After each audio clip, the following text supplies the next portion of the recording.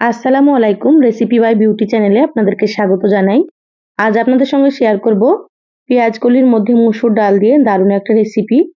আপনারা তো পেঁয়াজ কলির অনেক রকম রেসিপি খেয়েছেন, তো এই রেসিপিটা একবার খেয়ে দেখুন, স্বাদ মুখে লেগে থাকবে। তো অবশ্যই স্কিপ না করে পুরো রেসিপিটা দেখবেন। আশা করছি খুবই ভালো লাগবে এবং রেসিপিটা আপনাদেরকে সহজ মনে হবে। তো চলুন কথা না বাড়িয়ে রেসিপি শুরু করি। এখানে দেখুন 200 গ্রাম মতো পেঁয়াজকলি কেটে নিয়েছি। তো এইভাবে ছোট ছোট করে কেটে নিতে হবে, খুব বেশি বড় না। দেখে হয়তো আপনারা বুঝতে পারছেন। পেঁয়াজকলিগুলো খুব ভালোভাবে ধুয়ে পরিষ্কার করে নিয়েছি। আর এখানে দেখুন নিয়েছি 100 গ্রাম মসুর ডাল। তো এখানে পরিমাণ মতো নিয়েছি, আপনারা আপনাদের পরিমাণ মতো নিয়ে নেবেন। এবার গ্যাস অন করে কড়াই দিয়ে দিলাম, দিয়ে দিচ্ছি সর্ষের তেল। তো এখানে আমি 1.5 টেবিল চামচ মতো সর্ষের তেল দিয়ে দিলাম। তো এখানে আমি সর্ষের তেল দিলাম, আপনারা চাইলে কিন্তু সয়াবিন তেল দিতে পারেন। তেলটা প্রথমে ভালোভাবে গরম করে নিয়েছি। এবার আমি এখানে পেঁয়াজকলিগুলো দিয়ে দিচ্ছি। সম্পূর্ণ পেঁয়াজকলি দিয়ে দিলাম। এবার দিয়ে দিচ্ছি হাফ চা চামচ লবণ আর সামান্য পরিমাণে একটু দিয়ে দিচ্ছি হলুদ গুঁড়ো। এবার লবণ আর হলুদটাকে পেঁয়াজকলির সঙ্গে নেড়েচেড়ে খুব ভালোভাবে মিশিয়ে নেব। গ্যাসের আঁচ মিডিয়ামে রেখে পেঁয়াজকলিগুলো কিছুক্ষণ ভেজে নিতে হবে, তাতে করে রেসিপিটা খেতে খুবই ভালো লাগবে। পেঁয়াজকলিগুলো এমনভাবে ভাজতে হবে যাতে করে পেঁয়াজকলিগুলো খুব সুন্দর মতো ভাজা হয় এবং কালারটা সবুজ থাকে। এইভাবে করেই ভেজে নিতে হবে। দেখুন পেঁয়াজকলিগুলো ভাজা হয়ে গিয়েছে। এর থেকে বেশি ভাজার দরকার নেই।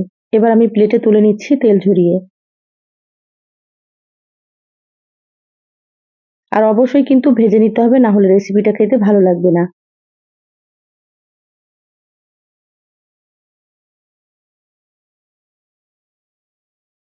সম্পূর্ণ পেঁয়াজকলিগুলো প্লেটে তুলে রেখে দিলাম। এবার কড়াইয়ে আবারও দিয়ে দিলাম 1 টেবিল চামচ মতো সর্ষের তেল। তেলটা হালকা গরম হলে এখানে হাফ চা চামচ গোটা জিরা দিয়ে দিলাম। এবার জিরাগুলোকে একটু ভেজে নেব, যাতে করে হালকা লালচে হয়ে যায়। দেখুন জিরাগুলো একটু ভেজে নিয়েছি। এবার এখানে দিয়ে দিচ্ছি একটা পেঁয়াজ কুচি। এবার নেড়েচেড়ে পেঁয়াজগুলোকেও ভেজে নেব। যারা ভিডিওটি ইউটিউব চ্যানেল থেকে নতুন দেখছেন, প্লিজ চ্যানেলটা সাবস্ক্রাইব করে চ্যানেলের সাথেই থাকবেন। যারা ফেসবুক পেজ থেকে ভিডিওটি দেখছেন, একটা লাইক দিয়ে পেজটা ফলো করে রাখবেন পরবর্তী ভিডিওর নোটিফিকেশন পাওয়ার জন্য। দেখুন পেঁয়াজগুলো আমি কিছুক্ষণ ভেজে নিয়েছি, হালকা লালচে হয়েছে। এবার এখানে দিয়ে দিচ্ছি মসুর ডাল। তো মসুর ডালগুলো কয়েকবার পানি পাল্টে খুব ভালোভাবে ধুয়ে নিলাম। সম্পূর্ণ ডালগুলো দিয়ে দিলাম। এবার পেঁয়াজের সঙ্গে নেড়েচেড়ে মিশিয়ে নিচ্ছি। ডালগুলো পেঁয়াজের সঙ্গে মিশিয়ে নিয়েছি। এবার আমি এখানে দিয়ে দিচ্ছি স্বাদ মতো লবণ। তো এখানে 1 চা চামচ লবণ দিয়ে দিলাম। হাফ চা চামচ দিয়ে দিলাম হলুদ গুঁড়ো। সামান্য একটু জিরা গুঁড়ো দিয়ে দিলাম। সামান্য পরিমাণে একটু দিয়ে দিচ্ছি ধনিয়া গুঁড়ো।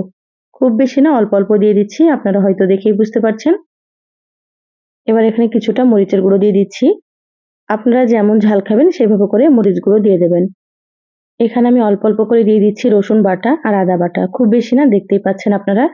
একেবারে অল্প অল্প দিয়ে দেবেন, যেহেতু মসুর ডাল আর পেঁয়াজগুলি অল্প নিয়েছি, সেজন্য মশলাও কিন্তু অল্প লাগবে। এবার এখানে দিয়ে দিচ্ছি মটরশুঁটি। মটরশুঁটি দিয়ে রান্না করলে রেসিপিটা খেতে আরো বেশি ভালো লাগবে। যদি আপনাদের হাতের কাছে থাকে অবশ্যই কিন্তু দিয়ে দেবেন। এবার নেড়েচেড়ে একসাথে খুব ভালোভাবে মিশিয়ে নিচ্ছি। আর মটরশুঁটি না থাকলেও কিন্তু রান্নাটা করে খেয়ে দেখবেন, তাতে করেও ভালো লাগবে খেতে।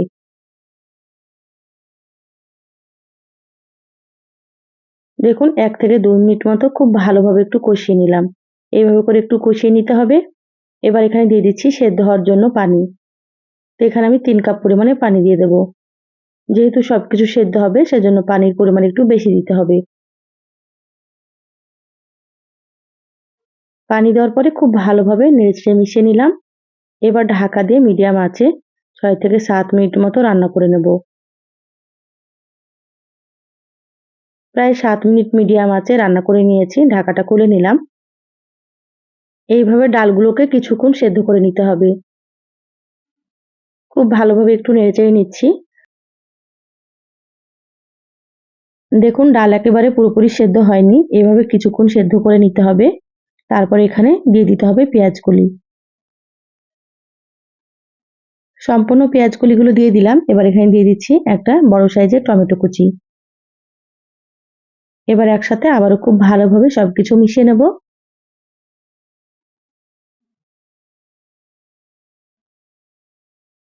দেখুন সবকিছু মিশিয়ে নিয়েছি, ঢাকা দিয়ে আবারও 7 থেকে 8 মিনিট মতো মিডিয়াম আঁচে রান্না করে নেব। দেখুন 8 মিনিট মিডিয়াম আঁচে রান্না করে নিয়েছি, ঢাকাটা খুলে নিলাম। এবার দেখে নেব ডালগুলো পুরোপুরি সেদ্ধ হয়েছে কি। দেখুন খুব সুন্দর মতো কিন্তু ডালগুলো সেদ্ধ হয়ে গিয়েছে, আর পানিটাও কিন্তু অনেকটাই কমে গিয়েছে। এবার এখানে দিয়ে দিচ্ছি হাফ চা চামচ ভাজা জিরা গুঁড়ো, আর এখানে দিয়ে দেবো কিছুটা ধনিয়া পাতা কুচি।